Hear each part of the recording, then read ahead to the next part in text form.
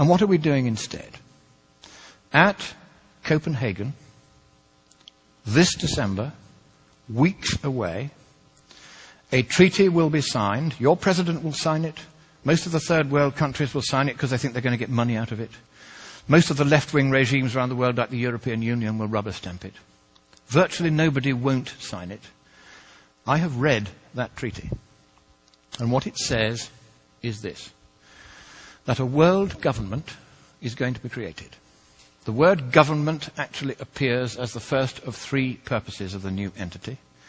The second purpose is the transfer of wealth from the countries of the West to third world countries in satisfaction of what is called coyly a climate debt.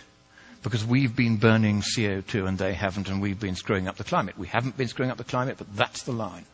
And the third purpose of this new entity, this government, is enforcement.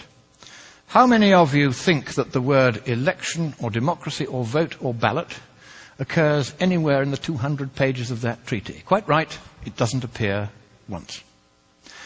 So at last, the communists who piled out of the Berlin Wall and into the environmental movement and took over Greenpeace, so that my friends who founded it left within a year because they'd captured it. Now the apotheosis is at hand. They are about to impose a communist world government on the world. You have a president who has very strong sympathies with that point of view. He's going to sign. He'll sign anything. He's a Nobel Peace Laureate. Of course he'll sign it. And the trouble is this. If that treaty is signed, your constitution says that it takes precedence over your constitution.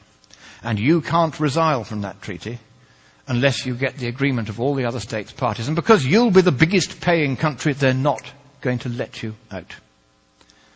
So, thank you, America. You were the beacon of freedom for the world.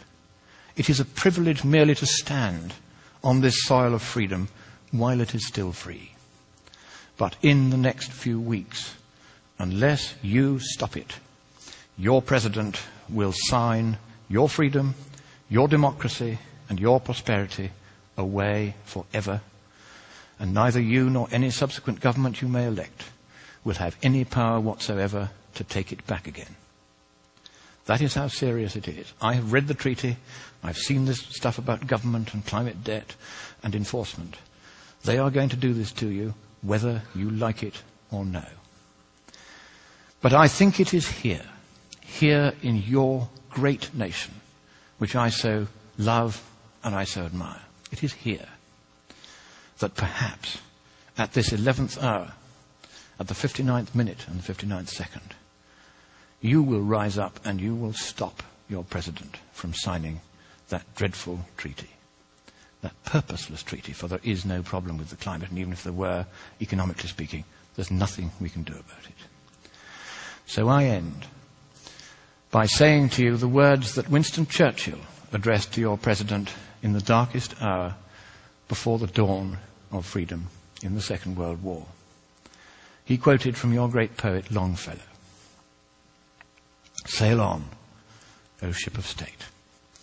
Sail on, O Union, strong and great.